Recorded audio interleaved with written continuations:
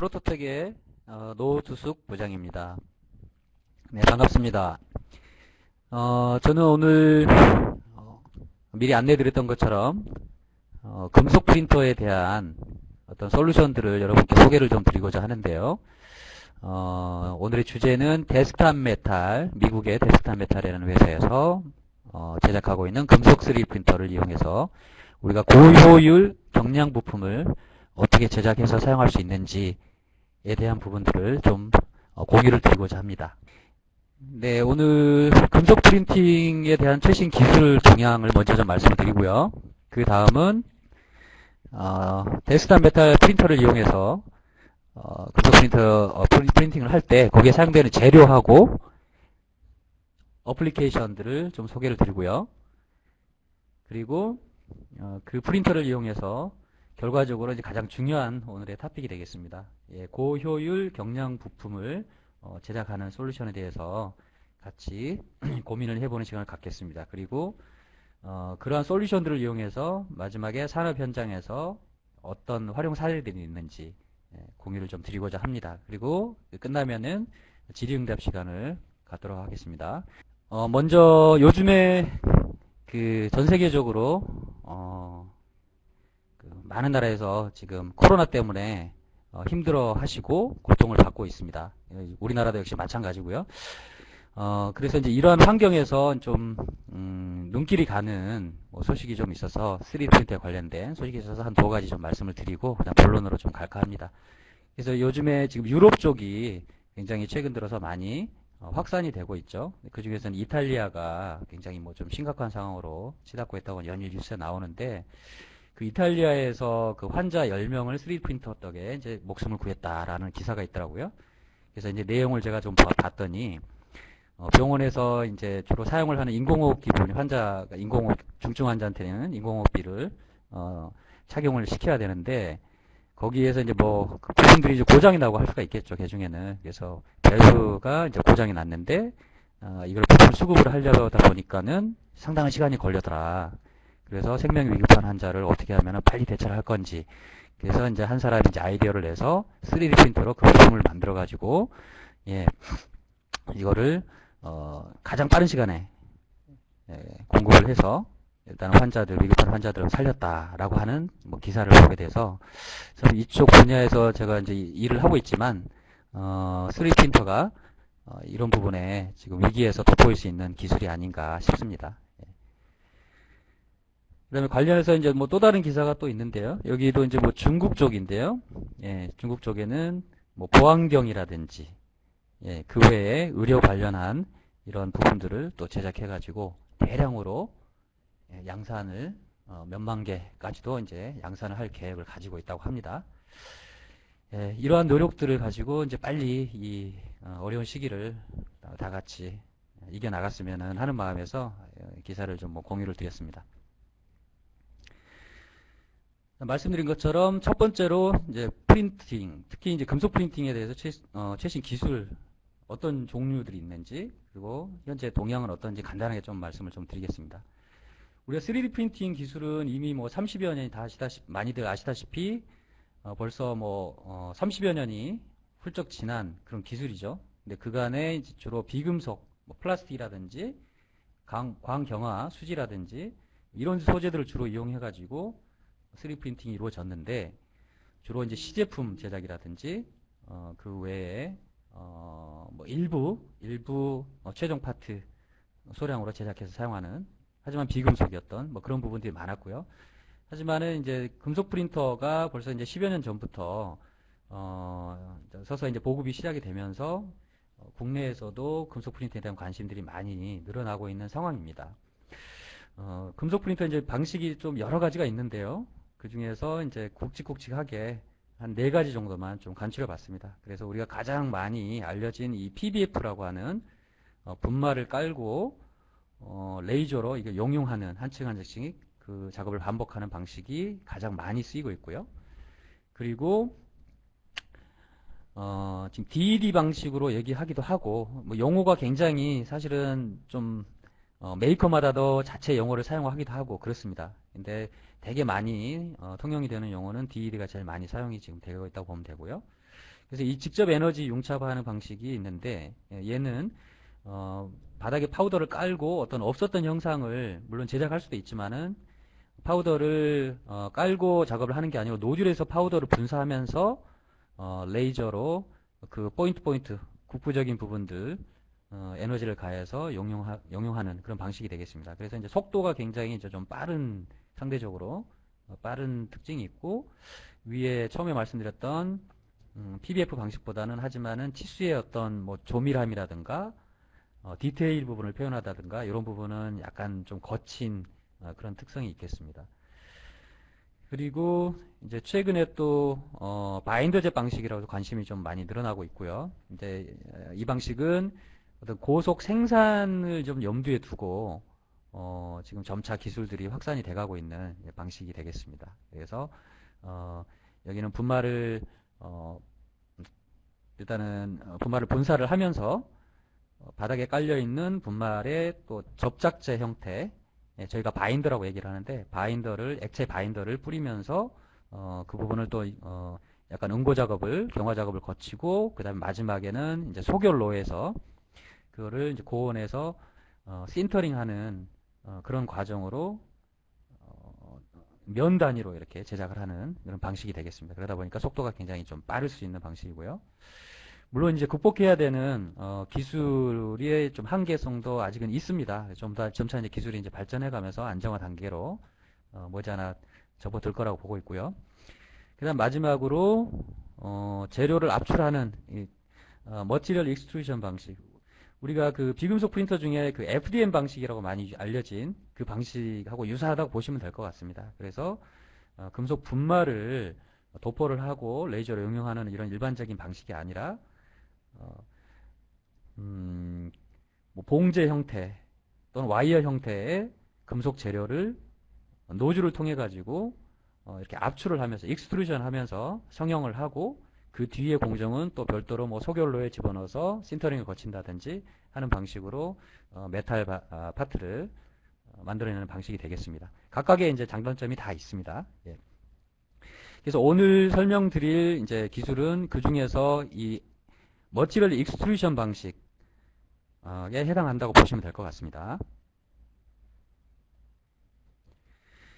자, 그래서 처음에 제가 말씀드렸던 그 가장 금속 프린터 현재까지 가장 널리 쓰이는 방식이 이 PBF, 파우더 베드 퓨전, 파우더를 바닥에 깔고 레이저를 응용하는 방식이라고 말씀을 드렸는데요. 주로 이제 사용하는 재료들은 기본적으로는 이제 용접이 가능하면 어떤 분말인지 사용할 수 있는 게 이 레이저 방식의 금속 프린터라고 할 수 있습니다.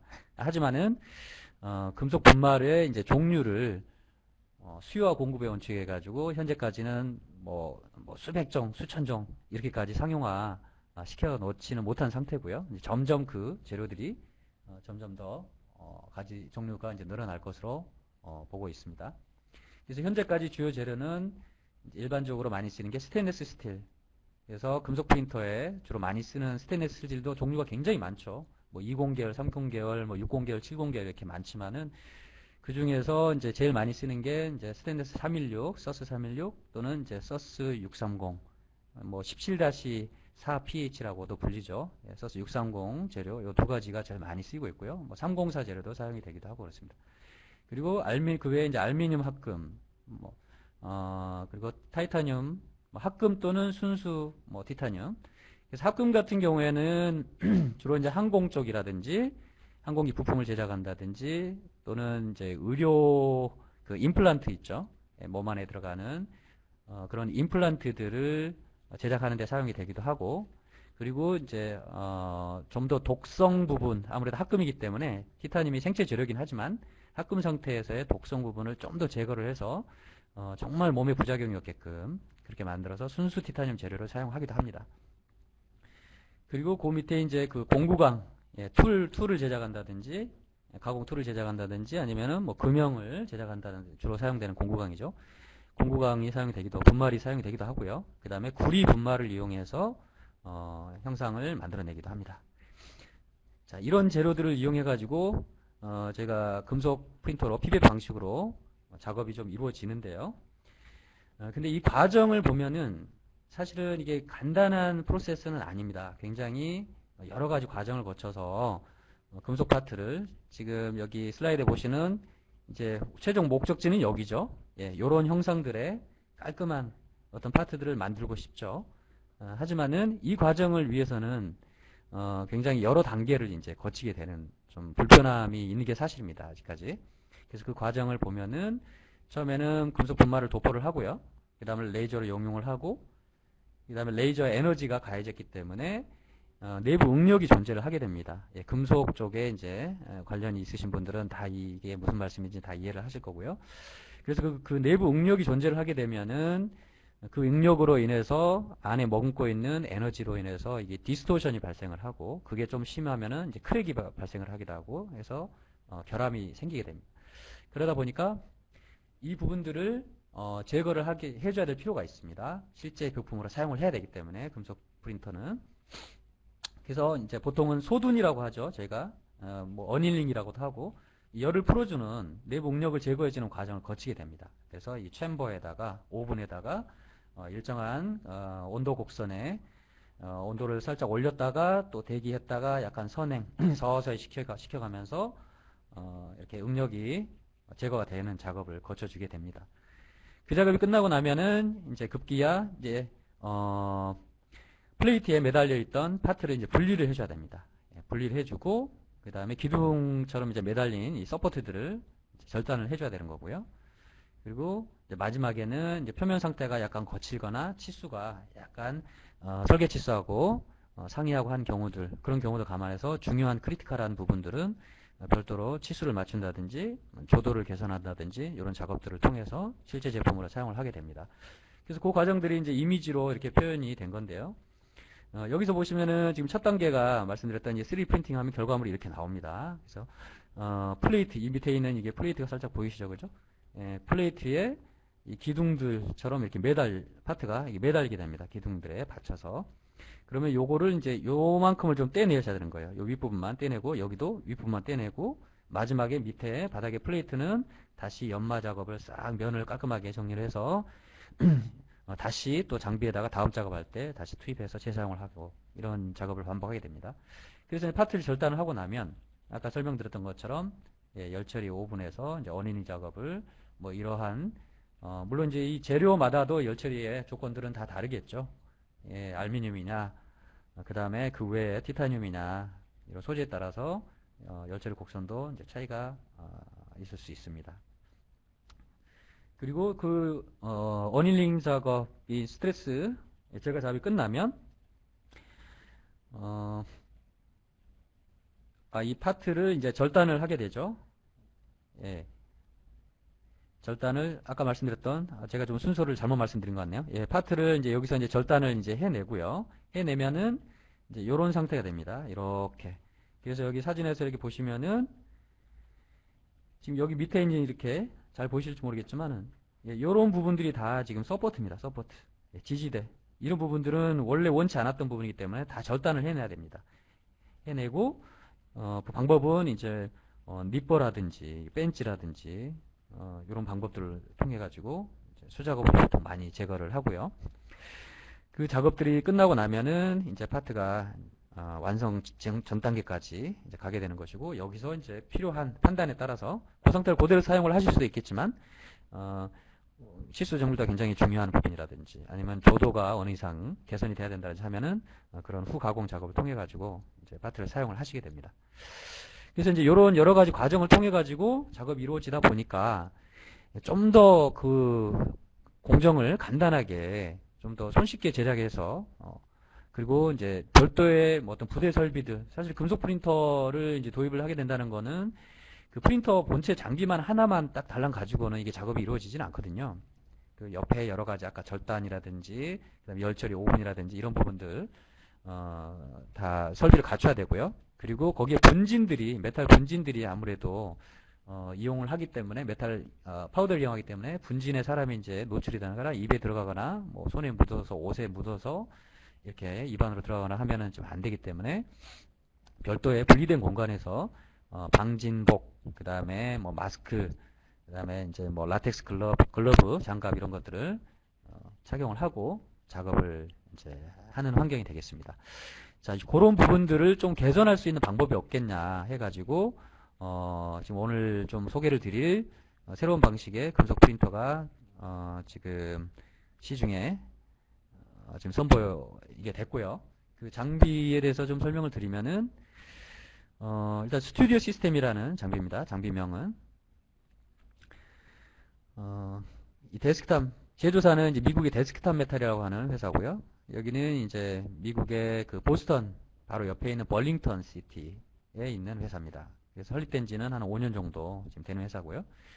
여기 이제 주요 설립자를 포함해서 연구진들이 이제 MIT 출신의 뭐 교수진, 그 다음에 연구진들이 주축이 돼가지고 만들어진 회사라고 하겠습니다. 장비의 전체적인 구성을 보면은 이렇게 구성이 되어 있습니다. 그래서 지금 첫 번째 이쪽 부분이 3D 프린터가 되겠고요. 그다음 두 번째 부분이 이제 탈지 공정을 거치게 됩니다. 탈지. 그 다음에 세 번째가 이제 소결로 퍼니스가 되겠습니다. 그래서 실제적으로는 이런 뭐 사무실 안에서 별도의 방진 장비라든지 복장을 하지 않고 손쉽게 금속 파트를 제작하는 그런 방식이 되겠습니다.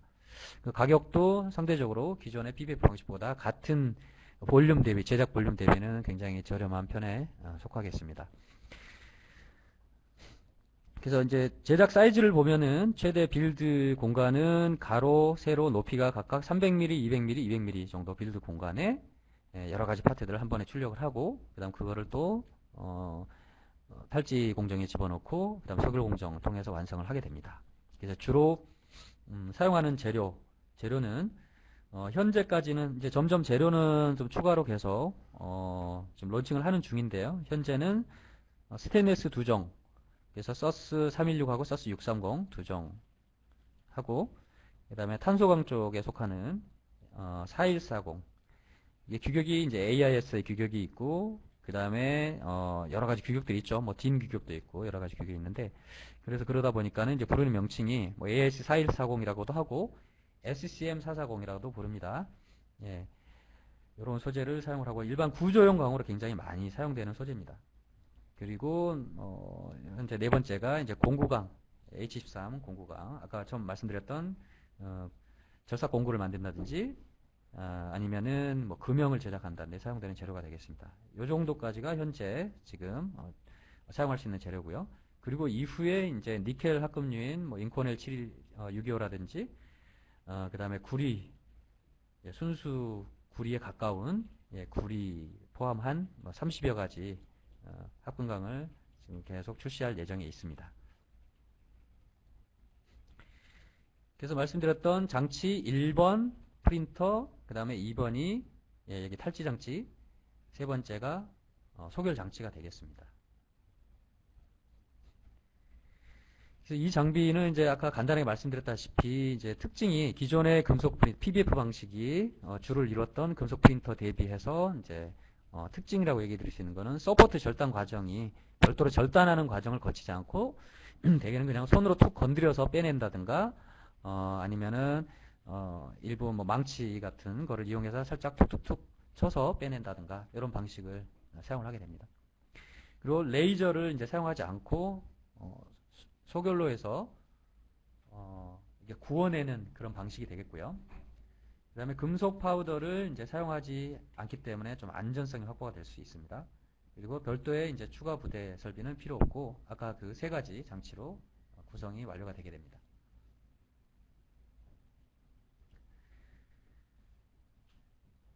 예, 이 방식은 BMD 방식이라고 이렇게 되어 있는데요.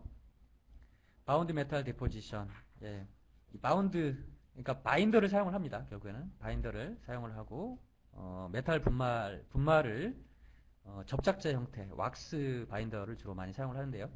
이 왁스 바인더하고 메탈 분말을 섞어서 뒤에 이제 또 보여드리겠지만은 봉제 형태로 이렇게 만들어 놨습니다. 그거를 왁스를 녹여가면서 프린터에서 압출로 디포지션을 해서 이렇게 성형을 하는 그런 방식이 되겠습니다. 이 방식은 여러분들이 이제 아시는 분도 있으실 것 같고 그렇지 않은 처음 접하시는 분도 있으실 것 같은데 이 MIM 공법이라고 하는 기존의 생산 방식을 이제 이용을 한 겁니다. 그래서 메탈 인젝션 몰딩이라고 얘기하죠. 제가 이제 플라스틱 사출은 많이 워낙에 많이 활용이 되고 있기 때문에 예, 보통 PIM이라고 얘기하죠. 플라스틱 인젝션 몰딩. 예, PIM 공법으로 많은 그 전자제품의 뭐 커버라든지 이런 게 제작을 하지만 실생활에서 저희가 뭐 휴대폰이라든지 그다음에 창호에 들어가는 어떤 부품들이라든지 그다음에 어떤 그 외에 뭐 연결하는 조인트 부분이라든지 이런 부분들을 MIM 공법으로 금속 사출 성형으로 해가지고 많이 현재 생산을 하고 있습니다. 생산을 하고 있는데 그 과정을 이제 3D 프린터로 옮겨놨다고 보시면 될 것 같아요. 이 장비가. 그래서 기존의 MIM 공법을 간단하게 좀 설명을 드리면은 MIM 공법은 이제 메탈 분말하고 그다음에 폴리머 바인더, 왁스 바인더 이런 것들을 섞어가지고 금형을 만들죠. 예, 사출 성형과 마찬가지로 금형이 필요하듯이 그 몰드를 떠서 몰드에다가 그 파우더 복합재를 이제 압을 가해서 이제 집어넣게 됩니다. 인젝션을 하고요. 그래서 성형을 마치면 그 사이에 들어가 있던 이제 바인더들은 다 빼내야 됩니다. 결국 불필요했던 부분이기 때문에. 그래서 탈지를 보통 거치게 되고요. 이제 이 탈지도 옛날에는 화학 탈지를 주로 많이 하고 그 다음에 또 신터링 과정에서 열 탈지를 또 추가로 하고 했었는데 이제 언제부턴가는 이 MIM 공법도 이 화학 탈지 과정을 생략을 하고 열 탈지로만 단순화해서 실제 산업 현장에서 이용이 되기도 합니다. 그래서 실질적으로 지금 MIM 공법으로 이렇게 이루어지는 과정을 제가 설명을 드렸고요. 그래서 이런 MIM 공법을 해가지고 제작된 제품들 보면은 주로 이제 이렇게 파트들이 그렇게 크지는 않고 아주 큰 대형물을 제작하는 데는 뭐 주로 쓰이진 않습니다. 그리고 대개 보면은 뭐 테니스볼 사이즈라고 저희가 많이 얘기를 하는데 그 정도 이내에 들어가는 그런 파트들을 주로 이 MIM 공법을 많이 생산을 하고 있습니다. 그래서 옛날에 휴대폰도 보면은 여러분들 지금 그 뭐 USB 커넥터 뭐 잭이라든지 케이블 잭이라든지 이런 부분들도 MIM 공법으로 지금도 생산을 하고 있고요. 옛날에 그 로터리 힌지라고 그래가지고 폴더 타입 거기에는 이제 힌지 이런 부분이 들어가야 되기 때문에 그런 파트들도 MIM으로 많이 생산을 했었습니다. 그래서 스튜디오 시스템 금속 3D 프린터 방식이 그런 MIM 방식을 이용을 해서 과정을 보면은 첫 번째 모델링 설계를 하시겠죠. 하시면은 프린터에서 이렇게 프린터가 1공정에서 출력을 합니다. 하고 그 다음에 MIM 기존의 MIM 공법 비슷하게 거기 안에 내부에 들어가 있던 섞여 있던 왁스하고 이제 왁스 부분, 왁스 바인더 부분들은 녹여내서 빼줘야 되기 때문에 탈지를 하게 됩니다. 탈지를 하고 그 다음에 이제 소결로 해서 마지막에 신터링을 거쳐서 이렇게 벌겋게 구워지는 거죠. 그 과정에서 지금 플라스틱 바인더들하고 남아있던 약간의 이제 왁스 바인더 이런 부분들이 다 제거가 되면서 메탈 입자들끼리 결국에는 이제 용융해서 붙게 됩니다. 그래서 최종적으로는 이런 금속 파트가 만들어지게 되는데요. 물론 여기도 이제 서포트가 생성은 됩니다. 서포트 형상에 따라 서포트 생성되는데 그 제거하는 방법은 손으로 어떻게 제거하는지 뒤에 또 설명을 드리겠습니다. 프린터는 뭐 말씀드렸던 이 형상은 이렇게 유리창에 안에 들여다 보이게끔 이렇게 되어 있고요. 사이즈는 높이가 한 1m 정도 되는 사이즈입니다. 그리고 제작 사이즈는 300에 200에 200. 그리고 방식은 이제 손으로 서포트를 제거하는 방식이다 말씀을 드렸고요. 적중 두께는 최소 이제 한 층의 레이어 두께가 50마이크론, 100분의 5mm죠. 또는 일반 이제 노즐을 이제 좀 교체를 할 수가 있는데요. 이게 고해상도 헤드를 끼울 경우, 그 다음에 일반 헤드를 스탠다드 헤드를 끼울 경우는 100미크론에서 220미크론으로 층간 간격을 두께를 좀 조절하실 수가 있습니다. 제작 속도는 아주 고속이라고 보기는 어렵고 보통 FDM 프린터 플라스틱 방식 FDM 프린터 그 정도 속도 정도에 준한다고 보시면 될 것 같습니다. 구조를 보면 헤드가 이제 두 개가 있죠. 그래서 첫 번째는 헤드가 두 개가 있는데 첫 번째 왼쪽의 헤드에서 금속 봉제, 금속 분말하고 왁스가 섞인 봉제를 이용해서 압출을 해내고요. 그 다음에 오른쪽에 있는 헤드를 이용해서 뒤에 설명을 드린 그 세라믹 재질의 일종의 이제 중간층 형성하는 그 재질을 출력을 하게 됩니다. 그래서 분리층을 형성을 해주게 되고요. 그래서 실제로 이제 출력을 하면은 이제 요런 정도. 여기 보시면 사진이 보이실지 모르겠는데 중간중간에 약간 희끗희끗한 부분들이 이제 세라믹에 해당하겠습니다. 그래서 재료는 여기 카트리지 형태로 이렇게 프린터 상단에다가 이게 장착을 하는 형태가 되겠습니다. 그래서 파우더를 전혀 이용하지 않고 이제 내부에 밀폐가 되어 있는 카트리지를 열어보면 이게 볼펜 사이즈 정도 되는 그런 봉제가 200개씩 이게 담겨 있습니다. 재료별로. 그래서 스테인리스 재료, 그 다음에 H13 공구강 재료, 이런 재료마다 이렇게 이 재료 같은 경우는 지금 316L 재료였네요. 좀 전에. 예. 이 장비 이제 사이즈 부분은 아까 설명을 드렸기 때문에 통과하겠습니다. 그래서 재료는 지금 규격은 이 봉제 형태로 되어 있는데 이제 파이 지름 6mm에 이제 길이가 150mm 봉제로 되어 있고요. 그 다음에 세라믹 같은 경우에는 이제 금속 봉제는 이제 200개가 카트리지 안에 들어가 있는데 세라믹 봉제는 아주 미량만 사이사이 중간층만 사용을 하면 되기 때문에 카트리지 하나당 이제 18개씩 같은 규격입니다. 사이즈는 동일한데 소량으로 이렇게 패킹이 되어 있습니다. 그래서 재료를 교체할 때는 저 카트리지만 바꿔서 끼우시면은 이제 되는 거고요. 기존의 이제 PBF 방식 장비 같은 경우에는 그 재료를 한번 교체한다라는 게 사실은 굉장히 쉬운 문제가 아니죠. 굉장히 예를 들면은 스테인리스 스틸을 사용을 하다가 우리 이번에 이제 알루미늄 재료를 한번 써야 되겠다 하고는 그 재료를 바꾸는 작업이 굉장히 어렵습니다. 이제 그런 부분들이 이제 이런 방식에서는 지금 설명드리는 이 방식에서는 좀 간편하게 이루어질 수 있다라고 보시면 될 것 같고요. 그 다음에 이제 두 번째 장치가 이제 탈지 장치인데 탈지 장치는 프린팅 작업이 끝나면 보통 이제 여러 개를 한꺼번에 모아서 이 탈지로 안에다가 뚜껑을 열고 집어 넣습니다. 예, 담궈 놓습니다. 담궈 놓으면은 이 액체가 차 있는데 이 디바인더 액체 안에서 일정 시간이 지나면은 그 왁스가 이제 녹아서 빠지게 됩니다. 그래서 작업이 끝나면은 물론 여기 안에는 이제 그 커버가 밀폐가 되어 있고요. 그 작업이 끝나면은 그 다음에는 이제 마지막 장치인 소결로에 문을 열고 이렇게 요 공간 안에다가 이제 트레이를 모아서 파트들을 트레이에 모아서 한꺼번에 작업을 하게 됩니다. 그래서 내부에서 이제 사진을 보면은 이렇게 벌겋게 달궈져 있죠. 그래서 최대 이제 1400도씨까지 내부 온도를 올릴 수 있는 이 소길러를 사용을 하고 있습니다. 이 과정들은 이제 전부 다 자동으로 제어가 되고요. 그래서 사람이 일일이 이거를 조건을 잡고 이런 부분은 아니고 소프트웨어에서 다 컨트롤 하게끔 되어 있습니다.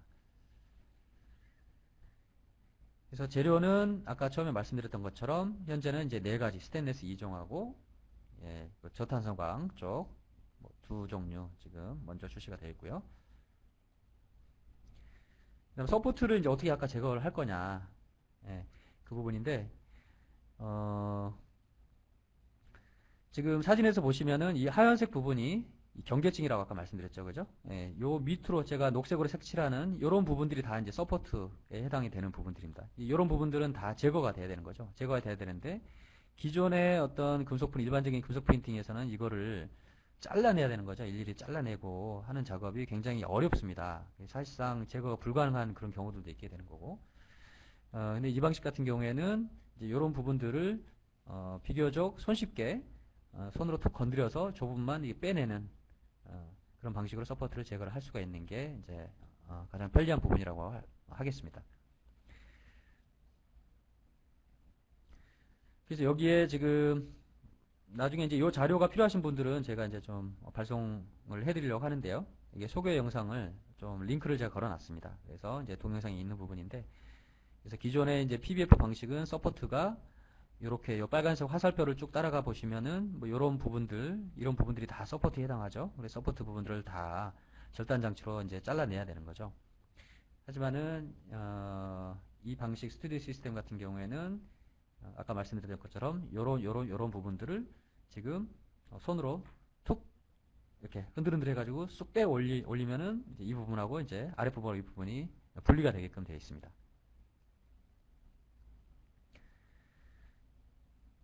예, 그리고 이제 사용할 수 있는 CAD 파일들, 예, 오리지널 CAD 파일들, 그다음 스텝 파일들, 뭐 STL 파일들, 뭐 당연히 다 그대로 불러와서 작업이 다 가능하고요.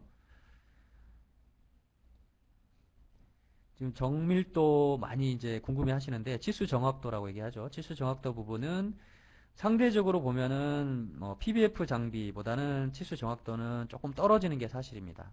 예, 상대적으로요. 물론 이제 PBF 방식 금속 프린터도 기계 가공 많은 분들께서 금속 프린터가 뭐 후가공 웹스 프린터에 나온 상태 그대로가 그냥 뭐 CNC에서 나오는 정도, 그 정도, 뭐 수십 미크론 이 정도의 정밀도까지 정확도까지 확보를 하실 수 있는 걸로 기대를 하셔서 문의들을 많이 주시는데 실제로는 이제 기존의 PBF 방식도 상대적인 정밀도는 굉장히 좋습니다. 정확도는 좋지만 기계 CNC 가공 장비만큼의 어떤 표면 조절이라든가 치수의 정확도를 보유하기는 어렵습니다. 확보하기는 어렵고 결과적으로 아주 0.1mm 뭐 이하의 뭐 굉장히 고정확도를 요구하는 그런 파트들이다, 그런 부분들이다 하면은 별도의 공정을 거쳐서 가공 공정을 거쳐서 활용하시는 게 맞고요.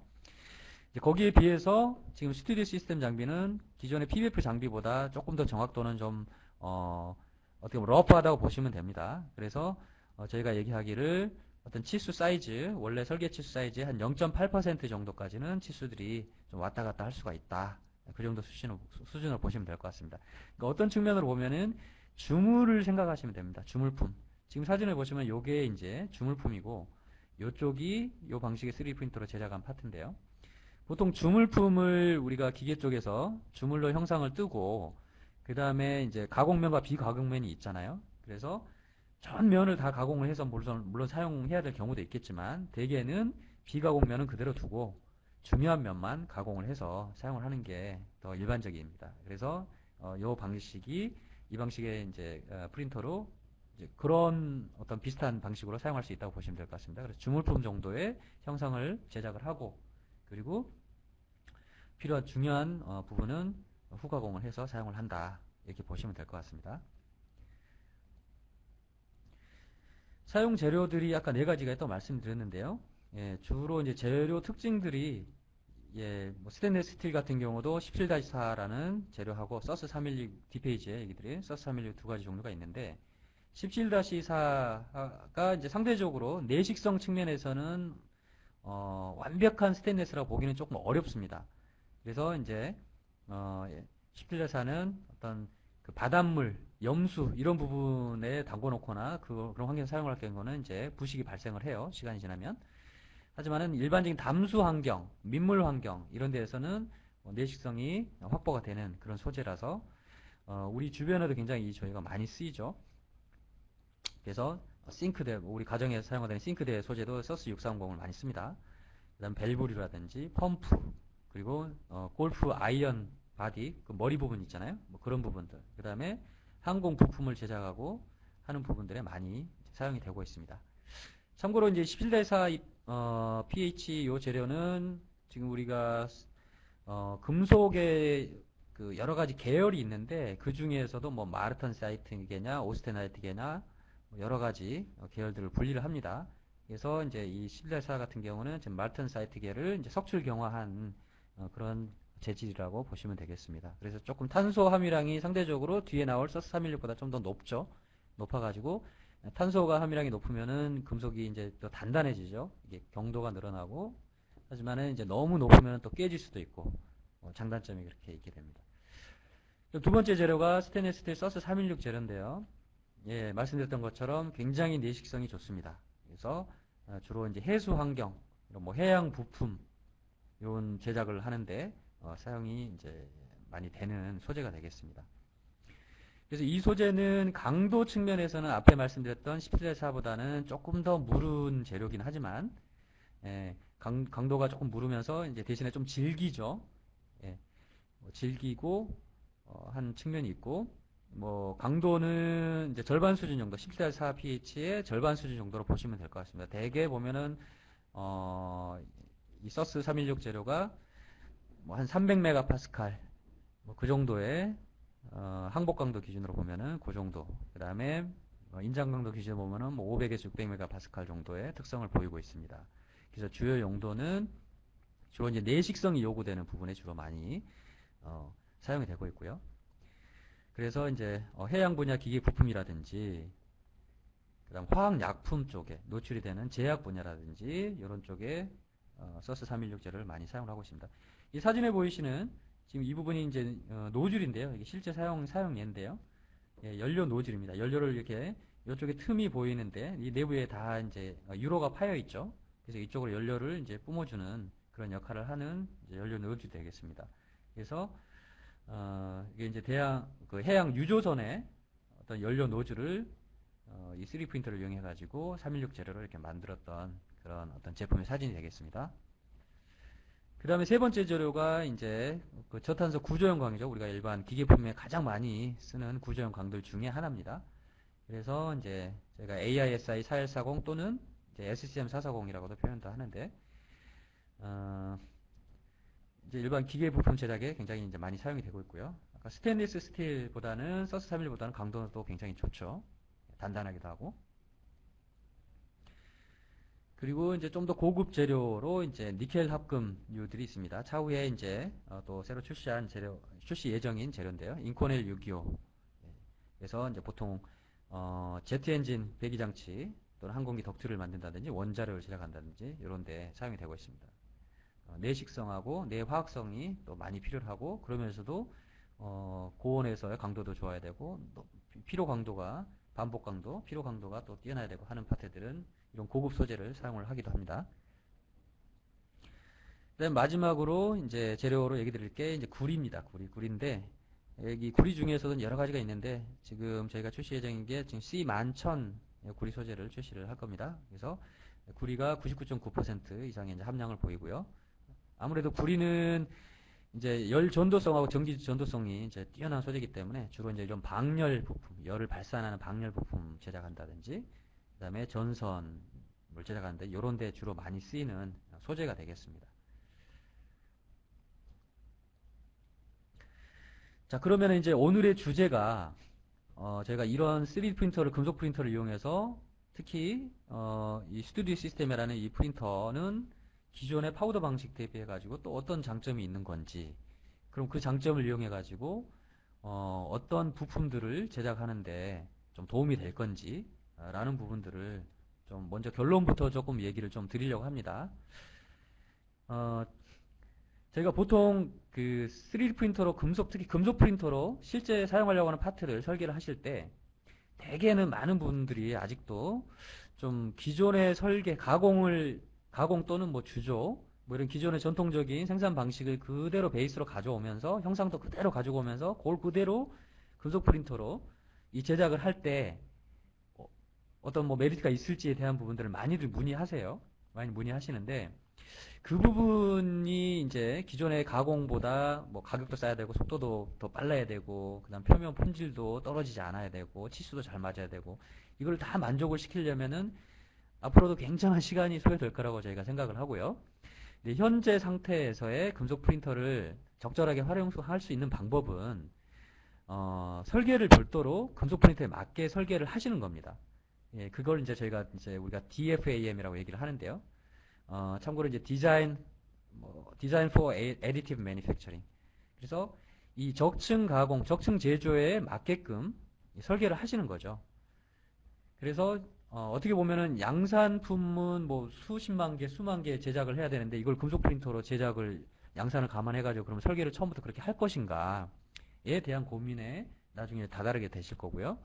자, 그래서 이제 대량으로 이렇게 생산을 하고 하는 부분이 현재 금속 프린팅 기술로는 일정 부분 좀 제약이 있기 때문에 수량이 그렇게 많지 않은 부분, 제작 수량이 많지 않은 부분 제작을 할 때 3D 프린터로 제작을 할 걸 염두에 두고 처음부터 이제 설계를 반영을 하셔서 가시면 되는 거죠.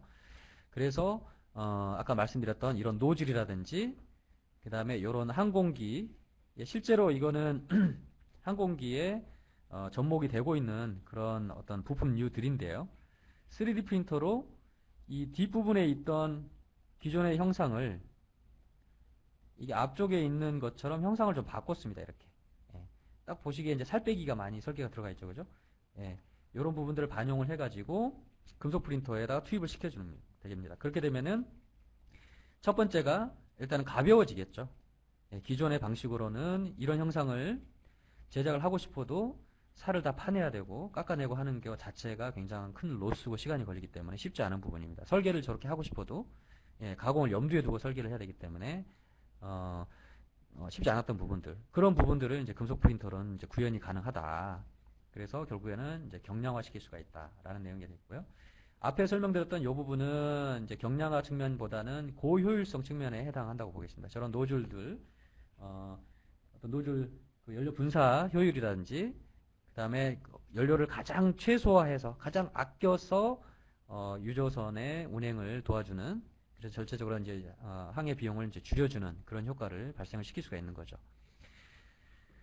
그래서 3D 프린터를 이제 이용하시기 전에, 금속 프린터로 제작하시기 전에 이런 DFAM 설계를 먼저 해서 형상 설계를, 형상 자유도를 가지고, 그리고 불필요한 부분을 살 빼기를 좀 하시고, 그 다음에 기존의 가공으로는 조금 표현이 어려웠던, 그 설계가 어려웠던 그 자유공면 부분도 얼마든지 3D 프린터는 표현을 해낼 수가 있기 때문에 이런 그 다음에 또 일체형 설계. 예, 기존에는 파트 하나가 형상이 복잡할 경우는 다 쪼개가지고 이제 조립해서 사용을 해야 되죠.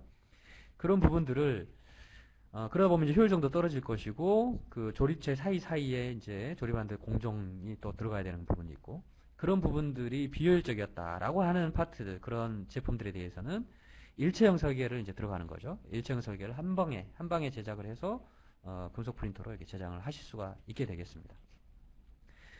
그렇게 해서 일단은 경량 설계를 그 다음에 이제 효율성 있는 고효율 설계를 이제 할 수가 있을 거고요. 두 번째, 여기에 추가로 또 이제 경량화를 또 애드업 할 수 있는 게 이 프린터 자체에서의 기능입니다. 이 프린터가 이 인필 기능이라는 게 있어요. 그래서 인필 기능이 뭐냐면, 이 사진에 보시면은 요런 겁니다. 이런 거. FDM 프린터 아마 경험을 해보신 분들은 딱 이거 사진만 보셔도 무슨 얘기인지 아마 이해를 하실 거예요. 그래서 내부에 이렇게 비움 기능을 표현할 수가 있죠. 기존의 플라스틱 프린터도.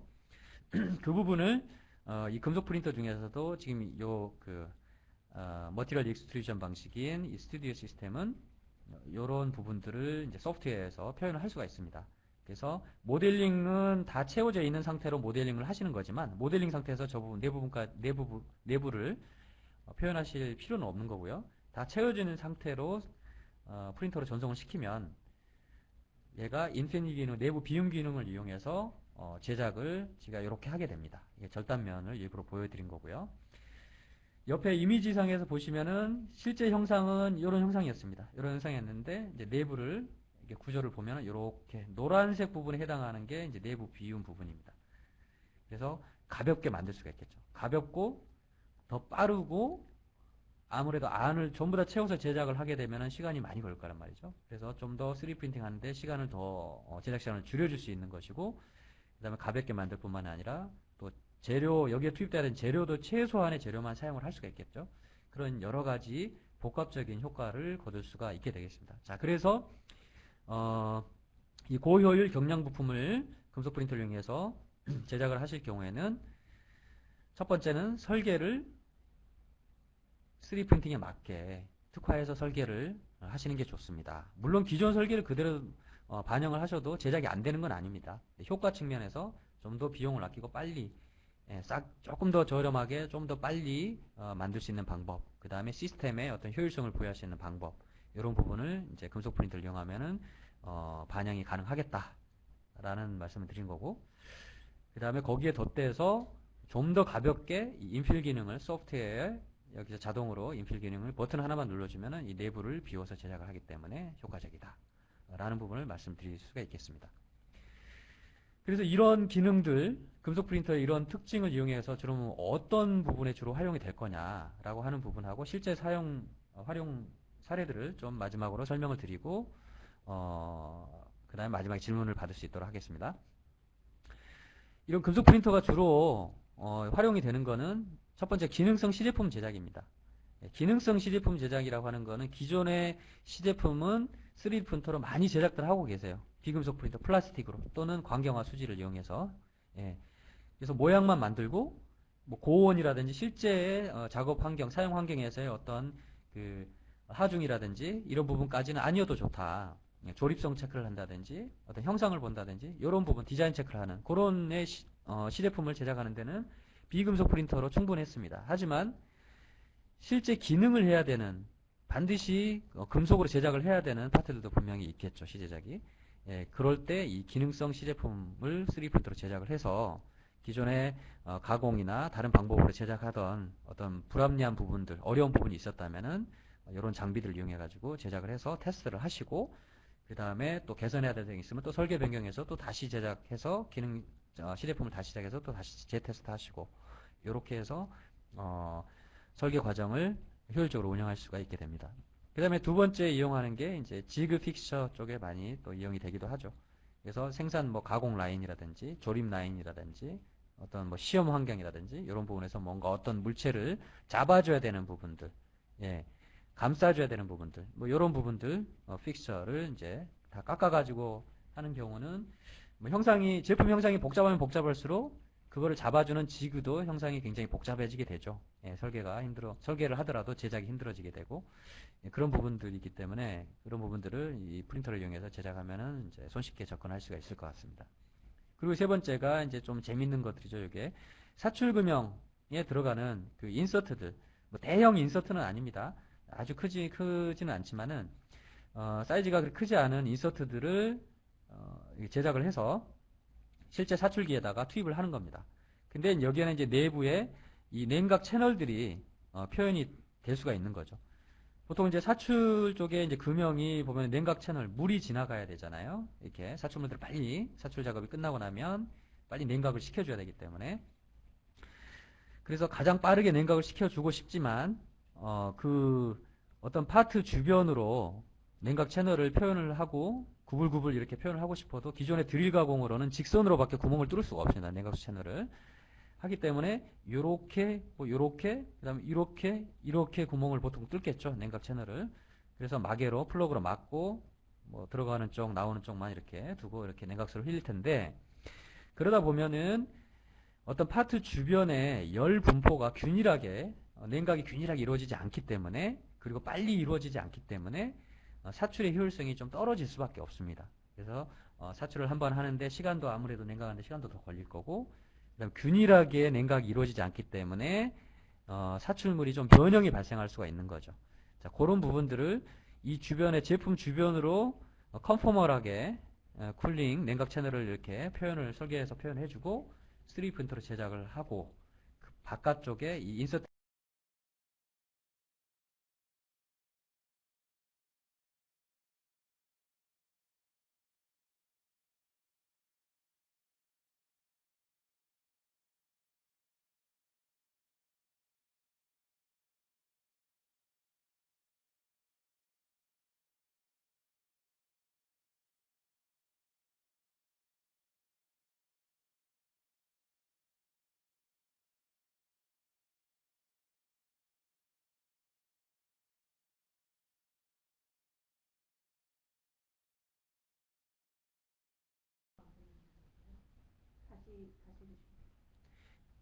네, 죄송합니다. 좀 전에 잠깐 마이크 상태가 잠깐 안 좋았다고 그래서 다시 한번 설명을 드리겠습니다. 그래서 지금 얘기 드렸던 기능성 제품 제작이나 지그 픽처 제작, 그리고 소형 금형을 제작, 그리고 마지막 부분 설명하다가 제가 마이크가 끊긴 것 같은데요. 예, 소량으로 이제 제품을 제조를 하는, 생산을 하는 그런 목적으로도 사용을 할 수가 있게 되겠습니다. 이 경우에는 이제 대량으로 양산을 할 경우는 그 3D 프린터보다는 기존의 방식으로 제작을 하기 때문에 설계의 자유도 측면에 좀 구속이 있을 수밖에 없죠. 하지만은 소량으로 이렇게 제작을 하는 경우에는 아까 말씀드렸던 DFAM, 예, 3D 프린팅에 맞게 설계를 자유자재로 하셔서 이 자유도를 이제 얼마든지 표현해가지고 제품을 생산해 줄 수가 있게 되겠습니다. 그래서 이 부분을 이제 정리를 이제 하다 보면은 이런 이제 다양한 파트들을 제작을 할 수가 있게 되겠습니다. 그래서 기능성 제품에는 뭐 피스톤 헤드를 제작했던 경우도 있고요. 자동차에 들어가는 피스톤 헤드. 그리고 이런 데다가 이제 스태틱 믹서라고 해가지고 뭔가 이렇게 원료들을 이제 섞어주는 역할을 하는 그런 구불구불한 형태의 어떤 믹서를 제작을 이제 하기도 하고요. 그 다음에 이제 지그 픽스처 쪽에 많이 또 쓰이기도 하고, 로봇 쪽의 끝에 이 그리퍼류 있죠. 그러니까 뭔가 물건을 짚는 생산, 그 FA 공장 자동화 쪽에서 산업 현장에서 물건을 집을 때 끝에, 로봇 끝에 장착이 되는 그 그리퍼류를 이제 금속 프린터로 간단하게 제작을 해서 사용할 수도 있게 되겠습니다. 그래서 이제 특히 그리퍼 같은 경우도 이 부분을 아까 내부 채움 기능 또는 경량 설계를 해가지고 이거를 금속으로 반드시 금속으로 만들어야 되는 그리퍼라고 하면 아까 말씀드렸던 형상을 CAD에서 설계를 경량 설계를 하시고요. 그 다음에 이 프린터 같은 경우에는 스튜디오 시스템의 그 소프트웨어에서 인필 기능을 통해 가지고 내부 비움 기능을 통해서 한 번 더 가볍게 만들면 무게가 조금이라도 좀 줄 수가 있겠죠. 그러면 이제 로봇 시스템에 전달이 되는 계속 이제 반복이 될 거니까 시스템에 전달되는 하중이 줄면서 어떤 그 서버 모터 중간중간에 서버 모터에도 부하가 좀 덜 걸릴 거고요. 계속해서 반복되는 피로 강도가 줄 거기 때문에 로봇 같은 경우는 굉장히 금액이 비싸잖아요. 그런 부분들을 시스템을 좀 더 오래 잘 효율적으로 사용할 수 있는데 아마 역할을 할 수 있게 되겠습니다. 금형 쪽은 아까 제가 말씀드렸던 뭐 사출 금형이라든지 그 다음에 이 압출 다이, 요게 이제 압출 다이죠. 여기 성상 이제 가운데 뚫린 부분을 통해서 고무류, 패킹류 이런 부분들이 용융이 돼서 쭉 빨려 나오는 그런 역할을 하게 되는데 그 압출 다이도 형상 구현을 쉽게 할 수가 있고요. 그 다음에 요 다이캐스팅 쪽에 소형 다이캐스팅 쪽에 다이로도 금형으로도 이제 사용을 할 수가 있게 됐습니다. 그리고 소량 생산 같은 경우는 아까 노즐이라든지 그 다음에 이런 어떤 그 브레이킹류, 브레이킹류 그리고 뭐 일부 특수 기어류라든지 그 외에 뭐 마운팅 어떤 장치라든지 마지막에 또 그리퍼류 뭐 이런 부분들 이용해서 제작을 할 수가 있을 것 같습니다. 그래서 이제 분야별로 산업 분야별로 좀 나눠보면은 뭐 자동차 산업이라든지 에너지, 그다음 해양 쪽, 그다음 공장 자동화 쪽. 요즘에 이제 스마트 팩토리 얘기들 많이 하시죠. 스마트 팩토리. 예, 그래서 이제 보통 우리가 그 전에 많이 불렀던 이제 팩토리 오토메이션 쪽에 좀 더 이제 진화해서 스마트 팩토리 쪽을 구현을 하는데 이런 프린터들이 이용을 할 수가 있을 거고요. 그리고 제조 라인 쪽에 들어가는 아까 말씀드렸던 뭐 여러 가지 몰드, 다이 이런 부분들 제작하고 그 다음에 어떤 히트싱크라든지 이런 부품들을 가전 쪽에 제작하는데도 제작해서 테스트 해보고 열 성능 테스트하고 그 다음 단계로 넘어가고 개발 단계에서 활용할 수가 있겠습니다.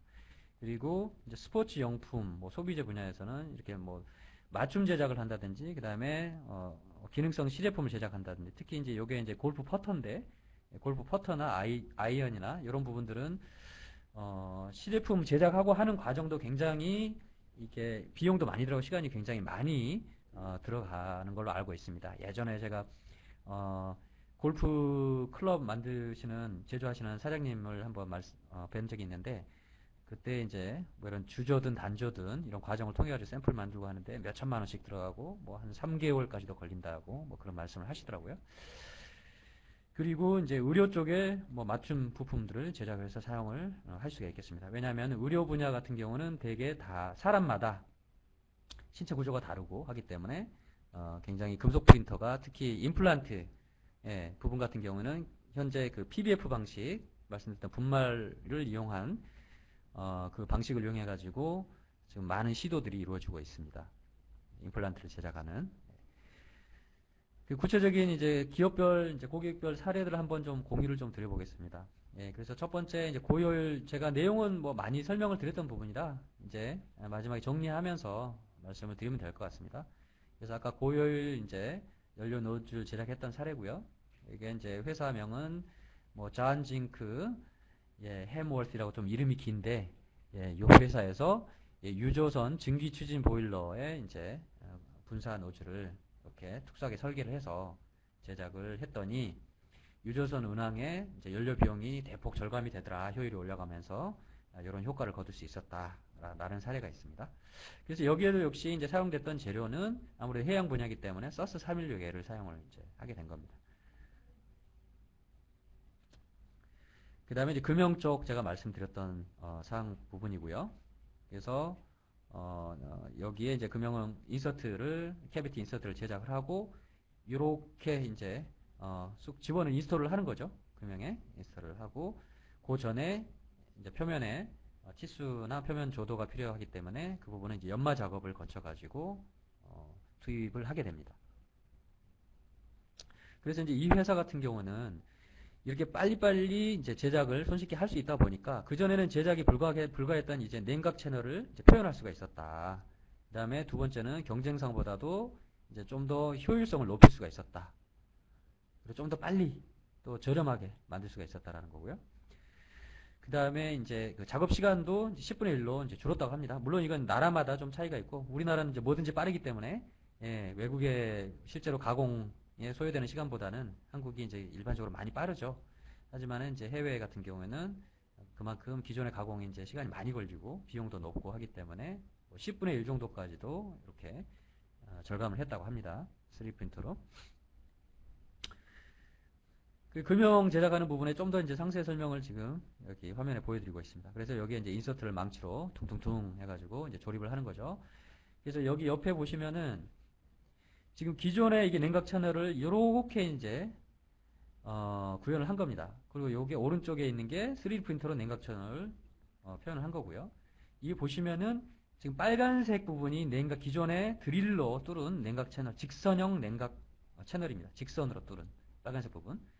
그러다 보니까 이 파트가 이쪽에 있는 거죠. 파트가 이쪽에 있다 보니까 이 파트 주변에 온도 분포를 이렇게 보면 해석을 해보면은 이렇게 균일하지가 못하죠. 빨간색 부분은 이제 열이 아직까지 뜨끈뜨끈하고 덜 식은 거죠. 냉각이 덜 되고. 그 다음에 초록색 부분은 빨리 식혀져 있는 부분이고 노란색 부분은 그 중간 정도 되는 거고 이 균일하지 못합니다. 그러다 보니까 이제 사출 시에 변형이 발생을 이제 하는 요인이 되는 거죠.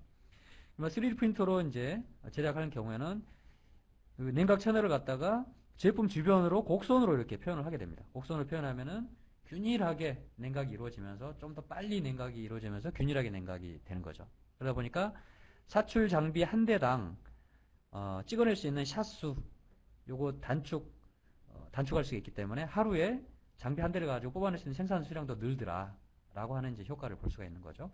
그리고 이제 변형을 최소화할 수 있다. 이런 효과가 있겠습니다. 그리고 이제 그 외에 이제 활용 사례들은 뭐 디젤 엔진의 이제 부품을 제작을 해가지고 엔진 효율을 향상하는 그런 효과를 거두기도 한 사례도 있고요. 그 다음에 개발 기간을 단축하고 가공 시간, 제작 시간을 줄임으로써 그런 효과도 있고, 그 다음에 또 다른 사례는 이제 생산 라인에서 이제 공구들이 필요하다거나 지그 픽처가 필요할 때 이렇게 특수 형상의 파트들을 제작을 해서 사용을 한 사례들도 있겠습니다.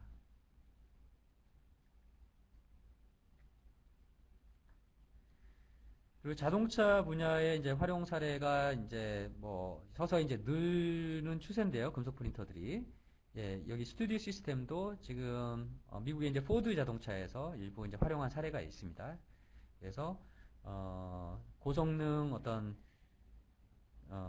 자동차, 고성능 양산형이라기보다는 어떤 특수 목적의 이제 그 자동차의 부품을 제작을 해서 탑재해서 운행을 하고 한 사례도 있고, 그 다음에 현장에 이제 지그 픽스처를 제작해서 이용을 한 사례도 가지고 있습니다. 그리고 그 외에 이제 단종 부품을 제작해가지고 사용하는 목적으로도 이제 사용을 할 수가 있겠죠. 3D 프린터가. 그리고 이제 마지막 사례인 것 같은데요. 마지막 두 번째 사례인 것 같은데, 여기는 이제 미국의 이제 이 로봇 경진대회가 있습니다. 근데 반드시 금속으로만 제작을 해야 되는, 그래서 이 로봇끼리 배틀을 치르는 이 배틀봇 경기가 있는데, 거기에 이 장비를 이용해 가지고 특정 부품들을 이제 제작을 해서 출전을 해서 경기에서 우승한 이제 뭐 그런 좀 재밌는 사례도 있어서 소개를 좀 드리고요. 그 다음에 이제 골프 클럽을 제작하고 한 아까 말씀드렸던 것처럼 이런 아이언이라든지 그 다음에 이런 퍼터들을 제작을 하는데, 대개는 초기 시제품을 제작하는데 기존의 주조라든지 단조를 이용해 제작을 하게 됩니다. 그러다 보면은 이제 시간하고 비용이 상당히 많이 들어가는데, 그 부분을 한 번만 만드는 게 아니고 뭐 설계를 변경해가지고 개선점을 찾으면은 또 설계 변경을 해서 다시 제작을 해야 되고 이 과정을 반복을 하다 보면은 제품 하나가 출시되는 굉장히 이제 어려움이 많은 거죠. 시간이 길고. 그러다 보니까 이런 이 3D 프린터를 이용해서 제작을 해서 테스트를 빨리빨리 하고 개발 기간 단축한 그런 사례들이 되겠습니다.